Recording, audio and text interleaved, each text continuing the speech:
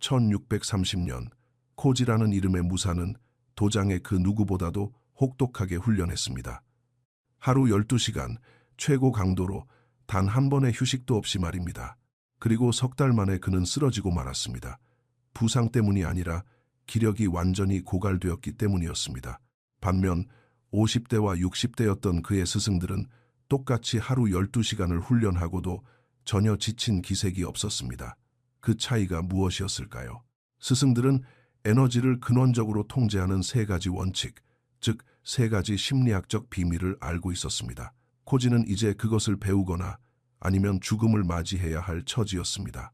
이 이야기가 끝날 때쯤이면 당신 역시 그 비밀을 알게 될 것입니다. 그리고 왜 당신이 평생 동안 자신도 모르는 사이에 에너지를 줄줄 흘려보내며 살아왔는지 이해하게 될 것입니다. 제1장 붕괴. 코지는 잠에서 깨어났지만 몸을 움직일 수 없었습니다.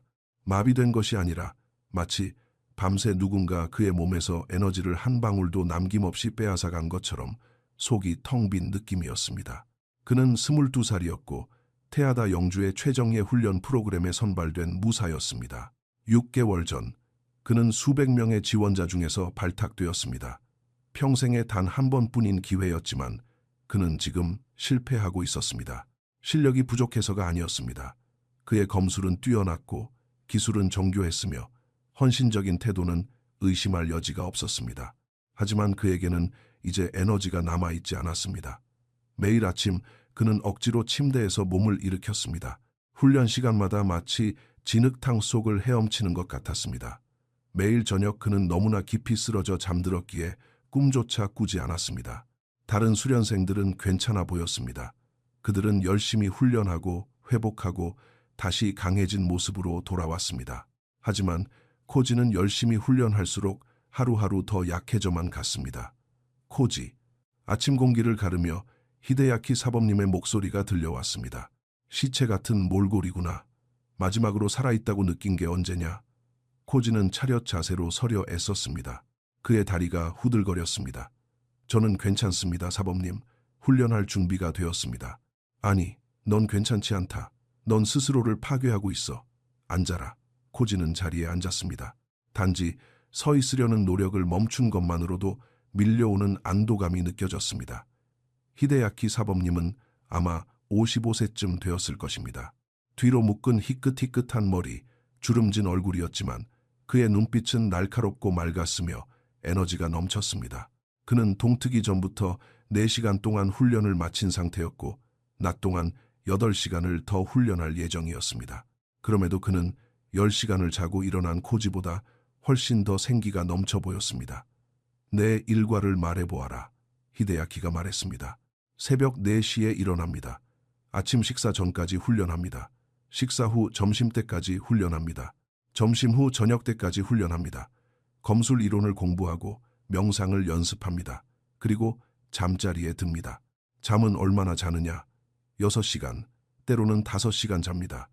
훈련 시간을 최대한 늘리고 싶습니다. 훈련할 때 기분은 어떠냐? 코지는 망설이다가 지친 목소리로 털어놓았습니다. 물속을 움직이는 것 같습니다.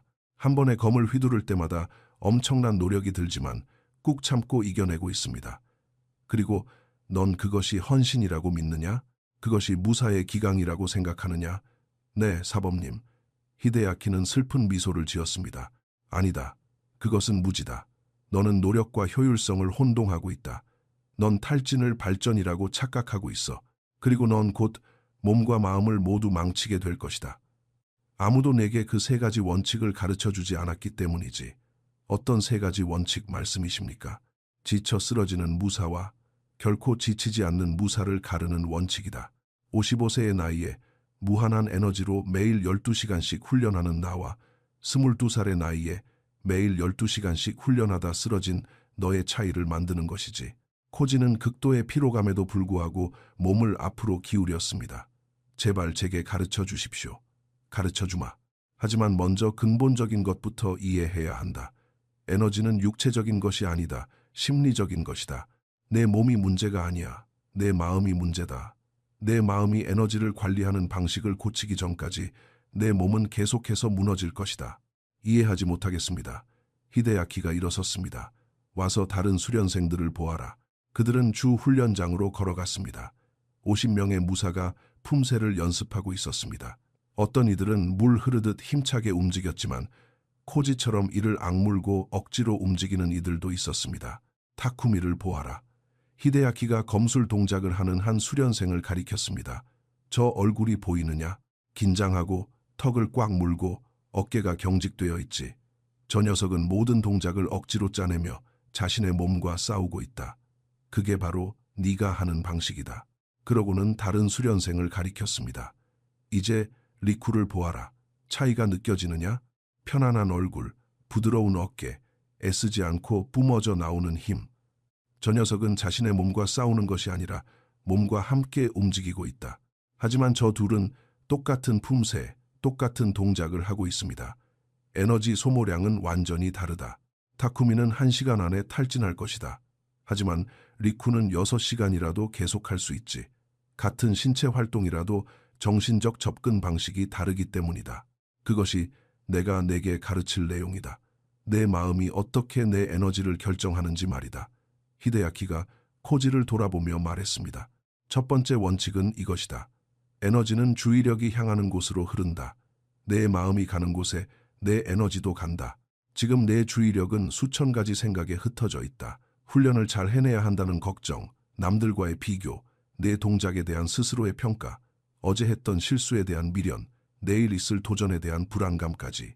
내 마음은 정작 네가 있는 지금 이 순간을 제외한 모든 곳에 흩어져 있다. 하지만 저는 훈련에 집중하고 있습니다. 아니, 넌 훈련에 대한 네 생각들에 집중하고 있는 것이다. 그것은 완전히 다르다.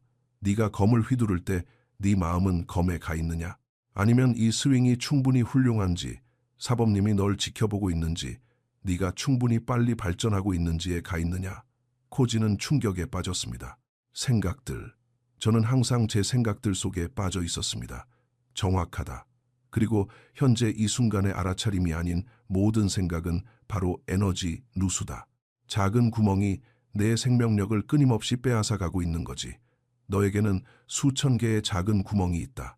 그러니 매일 하루가 끝날 때쯤이면 내 안이 텅 빌 수밖에 없는 것이다. 그 구멍들을 어떻게 막아야 합니까? 그것이 바로 3가지 원칙이 가르쳐줄 내용이다. 하지만 첫 번째 원칙부터 시작하마. 에너지는 주의력이 향하는 곳으로 흐른다. 내 주의력을 지배해라. 그러면 내 에너지를 지배하게 될 것이다. 어떻게 말입니까? 내 주의력을 네가 원하는 바로 그곳에만 두고 다른 어떤 곳에도 두지 않는 법을 배우는 것이다. 주의력이 방황할 때 그것을 알아차리고 즉시 제자리로 되돌리는 법을 배우는 것이다. 몸을 훈련하는 것과 똑같은 방식으로 의도적인 연습을 통해 마음을 훈련하는 것이다. 히데야키가 훈련장을 가리켰습니다. 내일부터 넌 새로운 훈련을 시작할 것이다. 매 훈련이 시작되기 전 5분 동안 아무것도 하지 않고 앉아 있어라. 그저 앉아서 내 호흡을 지켜보고 내 주의력이 흐트러질 때 그것을 알아차리고 다시 호흡으로 되돌려라. 이것이 내 마음에 집중하는 법을 가르쳐 줄 것이다. 그게 전부입니까? 그저 호흡을 지켜보는 것뿐입니까? 호흡을 지켜보는 것은 10명의 검객과 싸우는 것보다 더 어려운 일이다. 내 마음은 저항할 것이다. 반항할 것이다. 이것이 얼마나 어리석은 짓인지 증명할 수천 가지 이유를 찾아낼 것이다.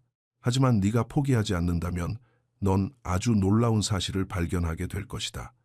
네 주의력이 한 점으로 모일 때 네 에너지는 무한해진다는 것을 말이다. 코지가 고개를 숙였습니다. 내일부터 시작하겠습니다. 아니, 히데야키가 말했습니다. 지금 당장 시작해라. 앉아라. 5분이다. 내 호흡을 지켜보아라.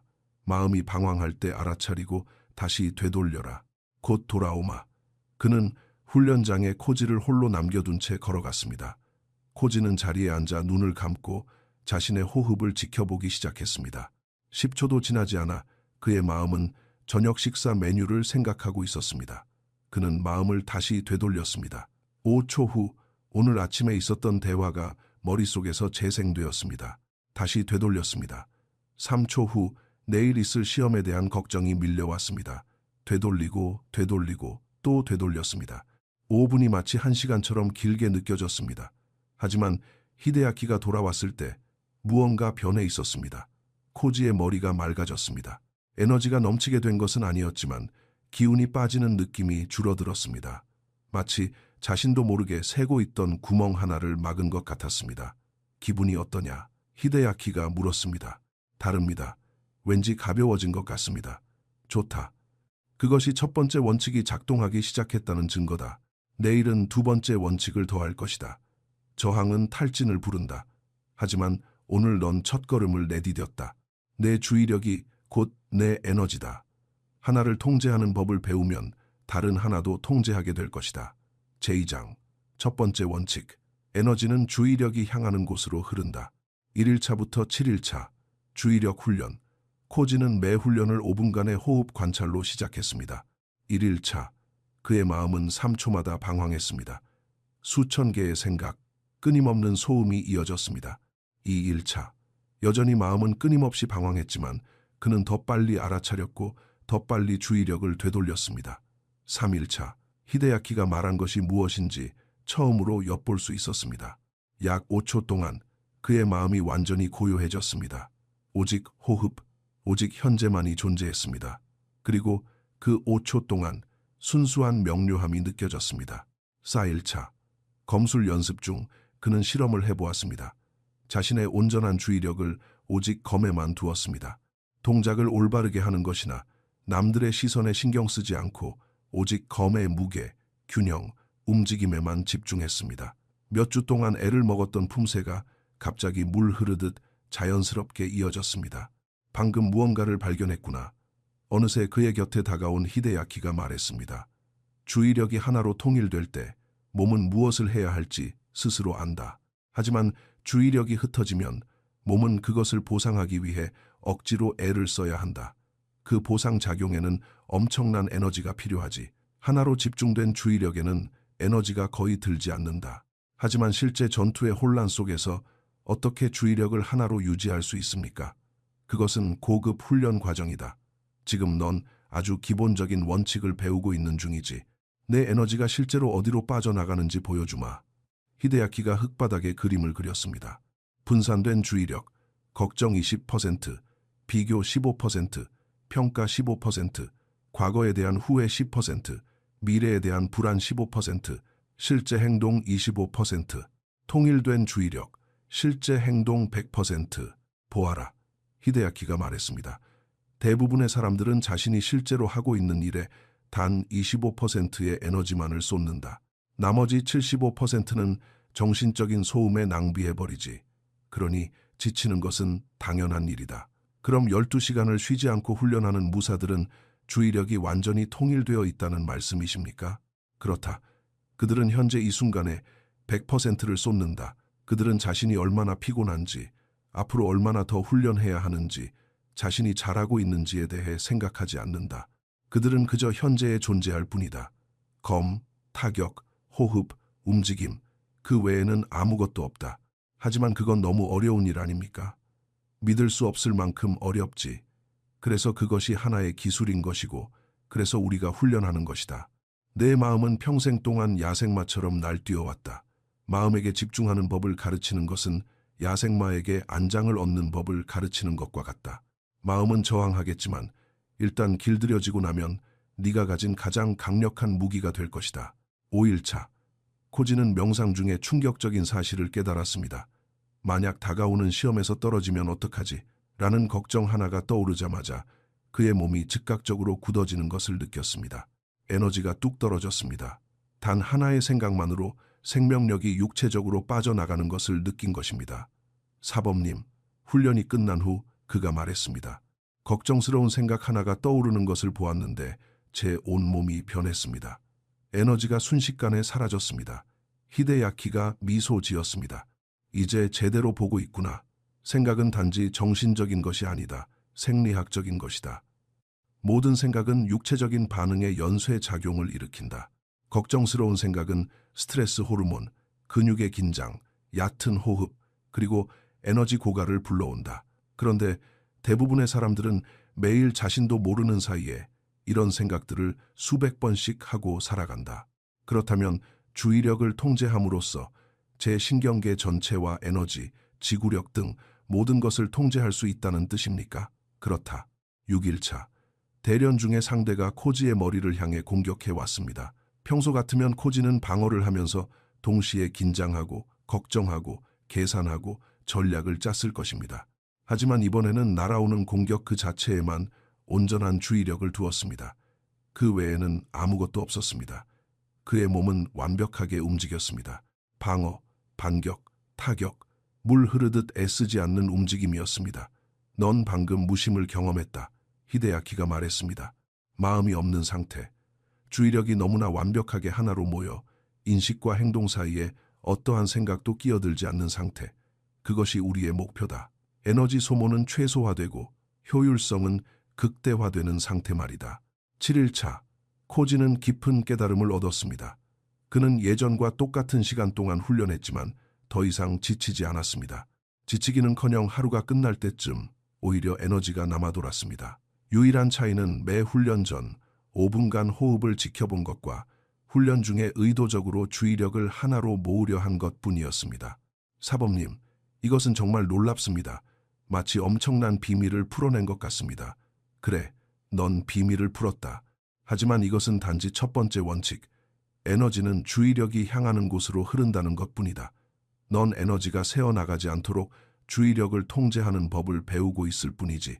하지만 이보다 훨씬 더 중요한 두 번째 원칙이 있다. 바로 저항은 탈진을 부른다는 것이다. 그게 무슨 뜻입니까? 내 에너지의 대부분이 육체적 활동으로 소모되는 것이 아니라는 뜻이다.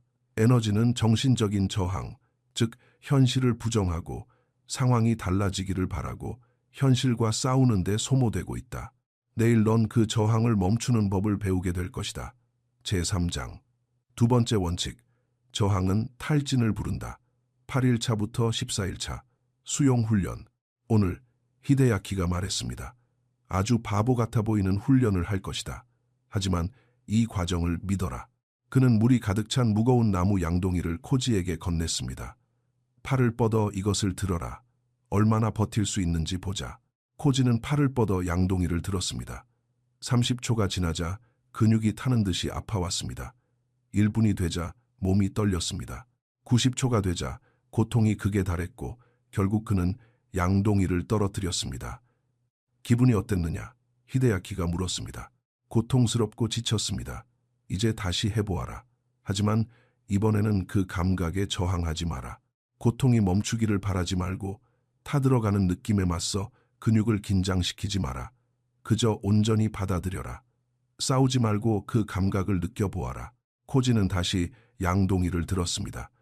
곧바로 타는 듯한 고통이 밀려왔습니다. 하지만 이번에는 고통에 맞서 몸을 굳히는 대신 그 고통 속으로 몸을 이완시켰습니다. 고통을 관찰하고 받아들였습니다. 놀라운 일이 벌어졌습니다. 고통스러운 감각은 여전히 존재했지만 괴로움은 절반으로 줄어들었습니다. 그는 2분 30초를 버틴 후에야 양동이를 내려놓았습니다. 도대체 방금 무슨 일이 일어난 겁니까? 코지가 물었습니다. 히데야키가 미소 지었습니다. 넌 고통과 괴로움이 서로 다른 것이라는 사실을 발견했다. 고통은 감각이다. 괴로움은 그 감각에 저항하는 것이다.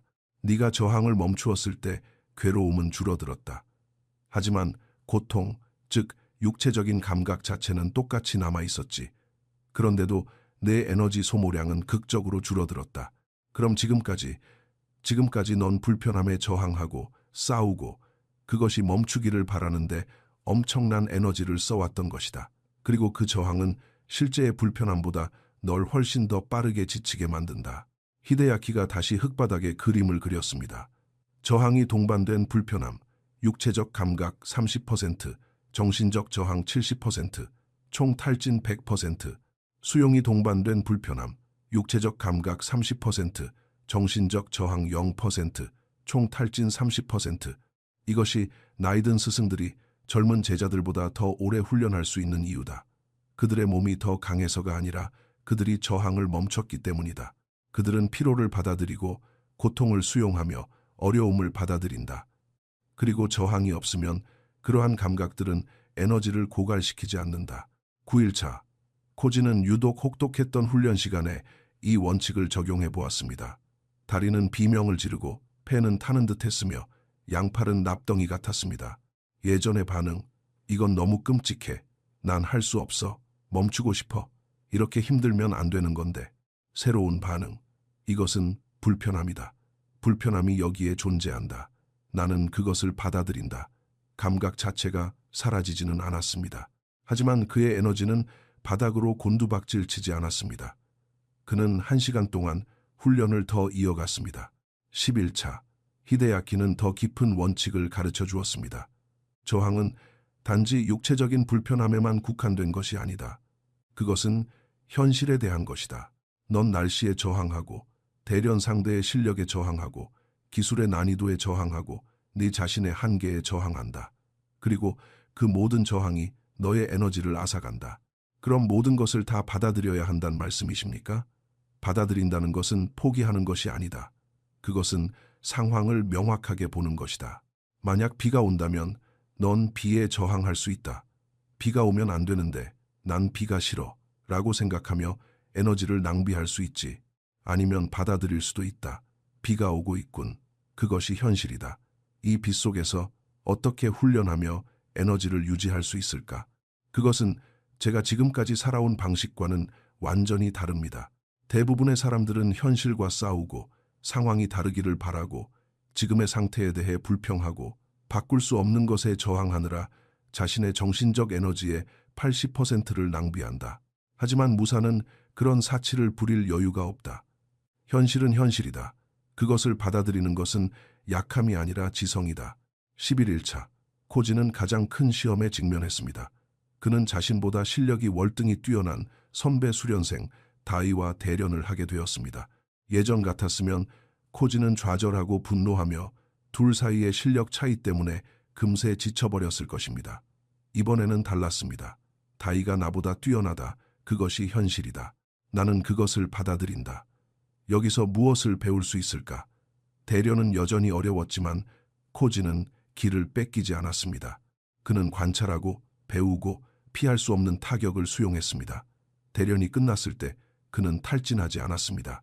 오히려 새로운 배움으로 에너지가 충만해졌습니다. 넌 방금 대부분의 수련생들이 몇 년이 걸려도 배우기 힘든 것을 해냈다. 히데야키가 말했습니다. 넌 비교를 멈췄다. 지금의 내 모습과 네가 되고 싶은 모습 사이의 격차에 저항하기를 멈춘 것이다. 그 정신적 저항은 그 어떤 육체적 훈련보다 사람들을 더 심하게 지치게 만든다. 12일차. 히데야키는 신경과학적 원리를 설명했습니다. 네가 현실에 저항할 때 네 신경계는 그것을 위협으로 받아들인다. 위협은 스트레스 반응을 촉발시키고 몸에는 짧고 강렬한 위험에 대처하기 위한 호르몬이 분비되지. 그런데 넌 그 시스템을 끊임없이 가동시키고 있다. 막히는 길에 저항하고 비판에 저항하고 불편함에 저항하고 현실에 저항할 때마다 말이다. 내 몸은 영구적인 스트레스 상태에 놓여 있다. 그러니 지치는 건 당연한 일이지. 그렇다면 현실을 받아들이는 것은 신경계에 위협이 없으며 모든 것이 순리대로 흘러가고 있다고 말해주는 것입니까? 그렇다. 스트레스 반응이 꺼지면 에너지가 비축되기 시작한다. 강렬하게 훈련하는 와중에도 넌 부교감 신경 상태, 즉 휴식, 소화, 회복 모드에서 활동하게 되는 것이다. 13일차. 복합훈련. 뜨거운 오후 햇살 아래에서 2시간 동안 쉬지 않고 품새를 반복하는 혹독한 훈련이었습니다. 코지는 자신의 마음을 알아차렸습니다. 힘들어, 너무 더워, 피곤해. 그것은 사실이었습니다. 그는 그것을 받아들였습니다. 그리고 다시 알아차렸습니다. 이렇게 힘들면 안 되는데 왜 이렇게 더운 거야? 정말 싫다. 제4장. 세 번째 원칙. 고요함이 힘을 만든다. 15일차부터 20일차. 고요함 훈련. 현대의 훈련 방식은 끊임없는 움직임, 더 많은 반복, 더 높은 강도, 더 많은 행동을 숭배한다. 히데야키가 말했습니다. 이런 방식은 항상 기력이 고갈되어 있고 바닥난 체력으로 억지로 버티며 언제 쓰러질지 모르는 무사들을 만들어낼 뿐이다. 하지만 끊임없는 훈련이 필수적이지 않습니까? 끊임없는 훈련은 필수적이다. 하지만 끊임없는 움직임이 필수적인 것은 아니다. 잘 보아라. 히데야키는 완벽하게 정지된 상태로 우뚝 섰습니다. 불필요한 움직임은 단 하나도 없었습니다. 무엇이 보이느냐? 그가 물었습니다. 완벽하게 고요하십니다. 내 에너지가 어떻게 느껴지느냐? 코지는 관찰했습니다. 히데야키의 존재감은 공간을 가득 채우고 있었고 마치 압축된 용수철처럼 강력하고 응축되어 있었습니다. 에너지가 가득 차 있고 집중되어 있는 것 같습니다. 정확하다. 이것이 바로 세 번째 원칙, 고요함이 힘을 만든다는 것이다. 대부분의 사람들은 불필요한 움직임, 불필요한 말, 불필요한 생각들을 통해 에너지를 흘려보낸다. 고요함을 마스터한 무사는 그 누수를 멈추고 에너지를 축적하며 구멍난 양동이가 아니라 강력한 배터리가 되는 것이다. 하지만 훈련 중에는 당연히 움직여야 하지 않습니까? 물론이다. 하지만 이것을 보아라. 히데야키가 품새를 선보였습니다. 불필요한 움직임은 없었고 모든 동작은 정교했습니다. 낭비되는 동작도 타격 사이에 불필요한 긴장도 없었습니다. 완벽한 고요함의 연속이었습니다. 이번에는 후배 수련생에게 똑같은 품새를 시켜보았습니다. 그 수련생도 훌륭했지만 코지는 차이를 볼 수 있었습니다. 끊임없는 미세한 위치 조정, 꼼지락거림, 얼굴과 어깨의 긴장, 낭비되는 작은 움직임들, 같은 품새다. 히데야키가 말했습니다. 나의 품새는 30%의 에너지를 소모했다. 저 녀석의 품새는 80%의 에너지를 소모했지. 그 차이는 바로 움직임 사이의 고요함, 동작의 경제성, 그리고 누수가 없다는 점에 있다. 15일차, 코지는 고요함 훈련을 시작했습니다. 5분 동안 앉아서 호흡을 명상하는 것이 아니라 완벽하게 정지 상태로 있는 것이었습니다. 끔찍한 고통이었습니다. 코가 간지러워 긁고 싶었습니다. 허리가 아파 자세를 바꾸고 싶었습니다. 그의 마음은 자꾸만 무언가를 하라고 재촉했습니다. 하지만 그는 가만히 있었습니다. 네가 지금 겪고 있는 것은 나중에 히데야키가 설명했습니다. 바로 자극에 중독된 내 신경계의 금단 증상이다. 현대의 삶은 끊임없는 정보, 끊임없는 움직임, 끊임없는 주의 분산에 길들여져 있다. 고요함은 내 신경계에 마치 죽음처럼 느껴지겠지만 사실 그것은 생명이다. 그것이 바로 회복이며 힘을 축적하는 과정이다.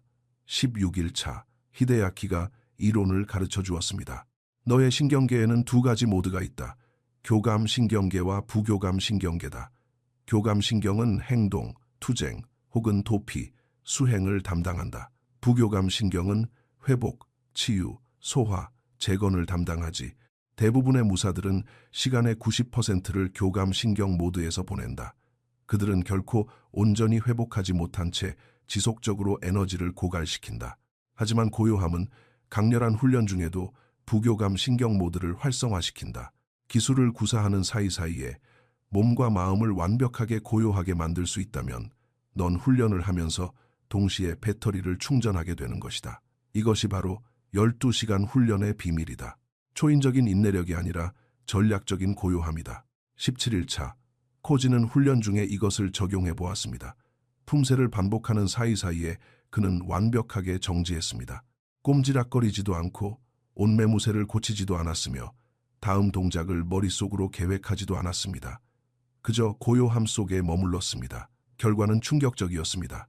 2시간 후 그는 예전 방식으로 30분을 훈련했을 때보다 훨씬 더 생생한 상태였습니다. 이제 배우고 있구나, 히데야키가 말했습니다. 내 몸은 행동과 행동 사이의 여백, 그 빈 공간에서 에너지를 회복할 수 있다는 것을 깨달은 것이다. 바로 그곳에 힘이 쌓인다. 18일차, 정신적 고요함에 대한 가르침. 육체적인 고요함은 눈에 잘 보인다. 히데야키가 말했습니다. 하지만 정신적인 고요함은 아주 미묘하지. 지금 네 마음을 관찰해 보아라. 무슨 일이 일어나고 있느냐? 코지는 관찰했습니다. 생각들, 끊임없는 생각들, 계획하고 기억하고 평가하는 것들입니다. 그것이 바로 정신의 움직임이다. 그리고 육체의 움직임과 마찬가지로 그것은 에너지를 소모한다. 모든 생각은 작은 에너지의 지출이다. 생각하기를 멈추지 않는 마음은 결코 방전되기를 멈추지 않는 배터리와 같다. 하지만 저는 생각을 해야만 합니다. 정말 그러하냐? 지금 여기 앉아있는 이 순간 네가 정말 생각을 해야만 하느냐? 아니면 생각하는 것이 그저 습관이자 중독일 뿐이냐?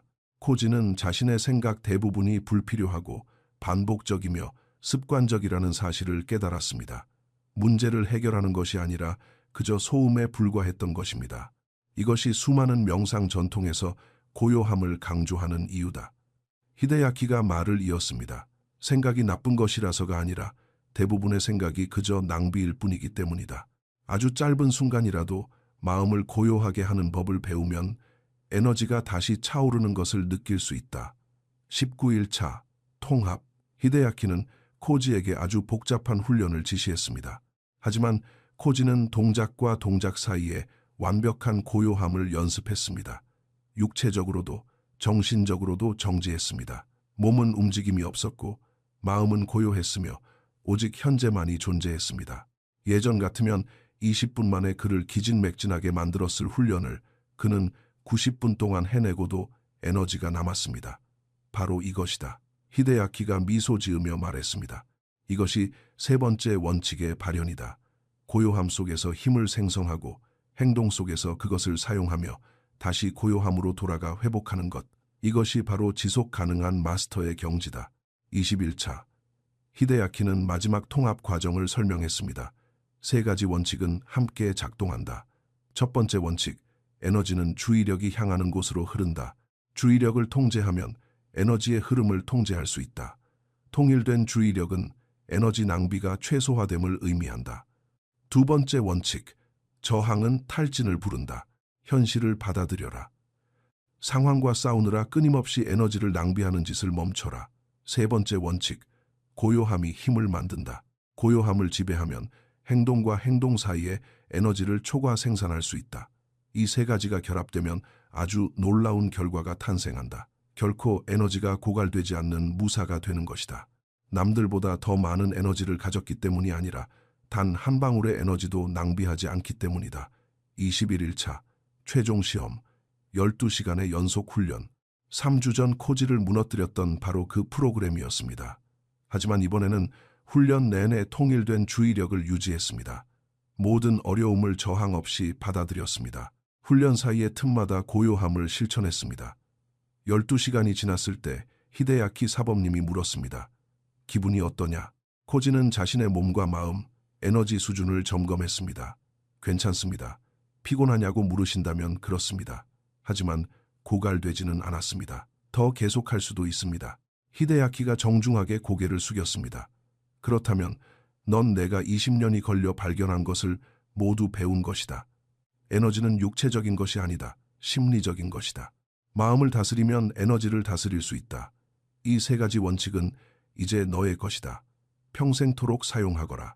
제5장 현대적 적용. 수년 후 사범이 된 코지. 코지는 젊은 무사들 앞에 서 있었습니다. 그들 중 몇몇은 이미 기진맥진해 보였습니다. 그는 그 패턴을 즉시 알아차렸습니다. 여러분 중 항상 피곤함을 느끼는 사람이 얼마나 됩니까? 그가 물었습니다. 모두가 손을 들었습니다. 해결책이 그저 더 많이 쉬고 더 많이 자고 일을 덜 하는 것이라고 믿는 사람은 몇 명이나 됩니까? 대부분의 손이 올라갔습니다. 여러분은 모두 틀렸습니다.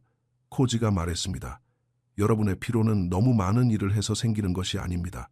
에너지를 잘못 관리하고 있기 때문에 생기는 것입니다. 내 말이 무슨 뜻인지 보여주겠습니다. 그는 수련생들에게 간단한 품새를 해보라고 지시한 뒤 물었습니다. 동작을 할 때 여러분의 주의력은 어디에 있었습니까? 동작 그 자체에 집중했습니다. 한 수련생이 대답했습니다. 정말 동작 자체에 있었습니까? 아니면 내가 동작을 제대로 하고 있는지에 있었습니까? 내가 여러분을 지켜보고 있는지에 신경 쓰지 않았습니까? 옆 사람과 자신을 비교하지 않았습니까? 어제 했던 실수를 떠올리지 않았습니까? 수련생들은 불편한 표정을 지었습니다. 코지의 말이 맞다는 것을 알았기 때문입니다. 여러분의 주의력은 12가지 생각에 흩어져 있었습니다. 그것은 곧 여러분의 에너지도 12갈래로 흩어졌다는 뜻입니다. 그 결과 아주 간단한 동작 하나에도 탈진해버리는 것입니다. 이것이 여러분이 살아가는 방식입니다. 여러분이 항상 피곤한 이유가 바로 그것입니다. 그는 수련생들에게 5분간의 호흡 연습을 가르쳤습니다. 주의력이 방황하는 것을 관찰하고 다시 되돌리는 훈련이었습니다. 이건 너무 의미 없는 훈련 같습니다. 한 수련생이 말했습니다. 나도 압니다. 코지가 대답했습니다. 나 역시 똑같이 생각했었으니까요. 하지만 일주일 동안 꾸준히 해보고 에너지가 변하는지 스스로 느껴보십시오. 과학이란 직접 실험해보고 결과를 관찰하는 것이지 해보기도 전에 의견부터 내세우는 것이 아닙니다. 다음으로 그는 수용을 가르쳤습니다. 내일 훈련 중 현실에 저항할 때마다 그것을 알아차리십시오. 이렇게 힘들면 안 되는데, 왜 이렇게 더운 거야? 내가 이렇게 지치면 안 되는데 라고 생각할 때마다 그 생각들을 붙잡으십시오. 그것이 바로 에너지가 새는 구멍입니다. 현실은 그저 현실일 뿐입니다. 그것을 받아들이는 데는 아무런 비용이 들지 않습니다. 하지만 그것에 저항하는 데는 모든 것을 걸어야 합니다. 마지막으로 고요함입니다. 현대사회는 바쁨, 끊임없는 움직임, 끊임없는 생산성을 숭배합니다. 그러나 이것은 사람을 피말리게 합니다. 고대의 방식은 달랐습니다. 강렬한 행동 뒤에는 완벽한 고요함이 뒤따랐습니다. 그 리듬이 지속 가능한 에너지를 만들어냅니다. 여러분은 교감 신경계를 영원히 가동할 수 없습니다. 부교감 신경의 회복이 반드시 필요합니다. 고요함이 바로 그것을 제공합니다. 한 수련생이 물었습니다. 하지만 이것을 도장 밖의 일상생활에는 어떻게 적용할 수 있습니까? 모든 것에 적용할 수 있습니다. 코지가 대답했습니다. 직장, 집, 대화 중에 자신을 지켜보십시오. 에너지는 주의력이 향하는 곳으로 흐릅니다. 여러분은 지금 하고 있는 일에 온전히 존재합니까? 아니면 마음이 12가지 걱정거리로 흩어져 있습니까? 분산된 주의력은 곧 끊임없는 에너지 누수입니다. 저항은 탈진을 부릅니다. 차가 막힐 때 차 안에서 분노와 싸우고 있습니까? 직장 상사를 위해 일하면서 속으로는 그를 원망하고 있습니까? 지금의 삶을 살아가면서 다른 삶을 꿈꾸고 있습니까? 모든 저항은 곧 에너지 고갈입니다. 고요함이 힘을 만듭니다. 스마트폰을 확인하지 않고 가만히 앉아 있을 수 있습니까? 꼼지락거리지 않고 줄을 서서 기다릴 수 있습니까? 주의를 분산시킬 아무런 도구 없이 오직 자신의 생각과 함께 홀로 있을 수 있습니까? 고요함은 곧 에너지의 재생입니다. 이 세 가지를 마스터하십시오. 그러면 언제 어디서나 자신의 에너지를 지배할 수 있을 것입니다. 제6장, 과학적 근거, 현대신경과학이 증명한 고대의 지혜. 첫 번째 원칙, 에너지는 주의력이 향하는 곳으로 흐른다. MIT의 신경과학자 얼 밀러의 연구에 따르면 뇌는 한 번에 오직 한 가지에만 진정으로 집중할 수 있다고 합니다. 우리가 멀티태스킹이라고 부르는 것은 사실 주의력을 빠르게 전환하는 것에 불과합니다. 그리고 그 한 번의 전환마다 에너지가 소모됩니다. 연구 결과에 따르면 단일 작업에 집중할 때 효율성은 100%이며 피로는 최소화됩니다. 반면 멀티태스킹은 40%의 효율성만을 내면서 피로는 극대화됩니다. 주의력 회복 이론은 분산된 주의력보다 집중된 주의력이 에너지를 훨씬 천천히 고갈시킨다는 것을 증명합니다. 무사들은 이것을 경험으로 깨달았고 이제 과학이 그 메커니즘을 증명하고 있습니다. 두 번째 원칙, 저항은 탈진을 부른다. 스탠퍼드 심리학자 켈리 맥고니걸의 스트레스 연구에 따르면 똑같은 스트레스 요인이라도 정신적 해석에 따라 완전히 다른 생리적 반응을 일으킵니다. 스트레스 요인의 저항이 더해지면 코르티솔 수치가 치솟고 면역력이 억제되며 에너지가 고갈됩니다. 반면 스트레스 요인의 수용이 더해지면 코르티솔은 최소화되고 면역 기능은 유지되며 에너지는 보존됩니다. 어려움을 수용하는 무사들의 훈련은 단순히 철학적인 은유가 아니었습니다. 그것은 신경계의 최적화 과정이었습니다. 세 번째 원칙, 고요함이 힘을 만든다. 하버드 심장학자 허버트 벤슨의 이완 반응 연구는 육체적, 정신적, 고요함의 짧은 시간이 부교감 신경계를 활성화시킨다는 것을 증명했습니다. 이는 심박수를 낮추고 혈압을 떨어뜨리며 코르티솔을 감소시키고 에너지 비축량을 다시 채워줍니다. 이제 최고의 운동선수들도 이 원리를 사용합니다. 그들은 이것을 회복 최적화라고 부르고 무사들은 이를 고요함 훈련이라고 불렀을 뿐입니다. 생물학적 원리는 같고 용어만 다를 뿐입니다. 통합. 현대과학은 에너지 관리가 육체적인 문제가 아니라 주로 심리적인 문제라는 것을 증명합니다. 신경계는 정신 상태에 반응합니다. 정신 상태, 즉 주의력, 수용, 고요함을 통제하면 당신의 에너지를 통제할 수 있습니다. 이것이 바로 고대의 무사들이 매일 12시간씩 훈련할 수 있었던 이유입니다. 초인적인 유전자가 아니라 최적화된 심리학 덕분입니다. 제7장 당신의 실천 3가지 원칙을 일상에 통합하기. 아침 5분 가만히 앉아 호흡을 지켜보십시오. 주의력이 방황할 때 다시 되돌리십시오. 이것은 집중된 주의력을 훈련하는 것입니다. 중요한 활동을 하기 전에 이 연습을 하십시오. 뇌가 집중하는 법을 배우게 될 것입니다. 활동 중 교통체증, 까다로운 사람, 어려운 업무, 스스로의 한계 등 현실에 저항하고 있는 자신을 알아차리십시오. 저항하는 자신을 발견했을 때 의도적으로 받아들이십시오. 이것이 현실이다. 나는 이것을 받아들인다. 자, 이제 어떻게 할 것인가? 이것은 포기가 아닙니다. 불평하는 데 낭비할 에너지를 보존하여 해결책을 찾는 데 쓰는 것입니다. 활동 사이 30초의 미세한 휴식, 완벽한 고요함을 실천하십시오. 스마트폰도 보지 말고 꼼지락거리지도 말고 머릿속으로 계획도 세우지 마십시오. 그저 지금 이 순간에 정지해 있으십시오. 이것은 부교감 신경의 회복을 활성화시킵니다. 짧지만 매우 강력합니다. 저녁 5분 다시 앉아 호흡을 지켜보십시오. 오늘 자신의 에너지 패턴에 대해 무엇을 배웠는지 돌아보십시오. 어디에 에너지를 낭비했습니까? 어디서 에너지를 보존했습니까? 이것은 당신의 자각 능력을 키워줄 것입니다. 주간 실천. 일주일의 하루는 하루 종일 주의력, 저항, 고요함의 패턴을 관찰하십시오. 이것을 하나의 실험으로 만드십시오. 이 대화를 하는 동안 온전한 주의력을 유지할 수 있을까? 이 어려움을 저항 없이 받아들일 수 있을까? 기다리는 동안 완전히 고요할 수 있을까? 완벽해지라는 것이 아닙니다. 자각하라는 것입니다. 이 패턴들을 더 많이 알아차릴수록 더 많이 바꿀 수 있습니다. 장기적으로 이 3가지 원칙은 자동화될 것입니다. 의식적으로 적용하려고 애쓸 필요가 없어질 것입니다. 당신의 신경계가 스스로 최적화될 것입니다. 자연스럽게 주의력을 집중하고 현실을 받아들이고 고요함을 실천하게 될 것입니다. 그때가 되면 무한한 에너지로 12시간씩 훈련하던 옛 스승들과 같아질 것입니다. 초인이라서가 아니라 당신을 갉아먹는 심리적 패턴에 더 이상 에너지를 낭비하지 않기 때문입니다.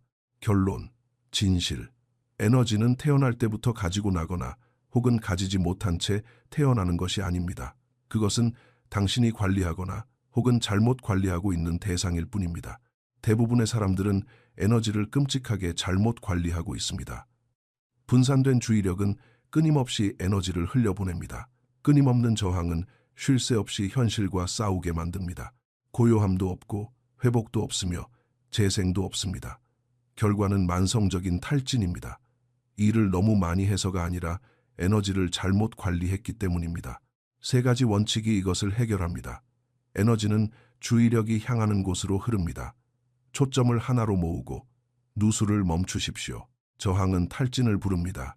있는 그대로를 받아들이고 소모를 멈추십시오. 고요함이 힘을 만듭니다. 전략적으로 휴식하고 에너지를 비축하십시오. 이것이 하루 종일 훈련했던 고대의 무사들과 하루 8시간만 앉아 있어도 피곤해하는 현대인들을 가르는 차이입니다. 유전자의 차이가 아닙니다. 초인적인 능력의 차이도 아닙니다. 심리학, 신경계 최적화, 그리고 에너지 관리의 차이입니다. 이 원칙들이 효과가 있는지 의심할 필요는 없습니다. 역사와 과학이 그 효과를 증명합니다. 당신이 실제로 실천한다면 당신의 경험이 그것을 증명할 것입니다. 진짜 질문은 이것입니다. 당신은 이 원칙들을 사용하시겠습니까? 아니면 계속해서 분산된 주의력, 끊임없는 저항, 고요함 없는 삶을 살아가며 자신이 왜 항상 지쳐 있는지 의아해 하시겠습니까? 무사들은 400년 전에 이미 그 길을 보여주었습니다. 그 방법은 지금도 유효합니다. 원칙은 변하지 않았고 당신의 신경계도 변하지 않았습니다. 변해야 할 것은 오직 당신의 자각, 당신의 실천, 주의력을 어디에 둘 것인지에 대한 당신의 일상적인 선택, 어려움에 대처하는 방식, 그리고 고요함을 실천할 것인지에 대한 당신의 결정뿐입니다. 내일 아침 5분부터 시작하십시오. 호흡을 지켜보십시오. 주의력이 흐트러지면 알아차리고 되돌리십시오. 그것이 시작입니다. 나머지는 자연스럽게 펼쳐질 것입니다. 당신의 에너지를 지배하십시오. 당신의 삶을 지배하십시오.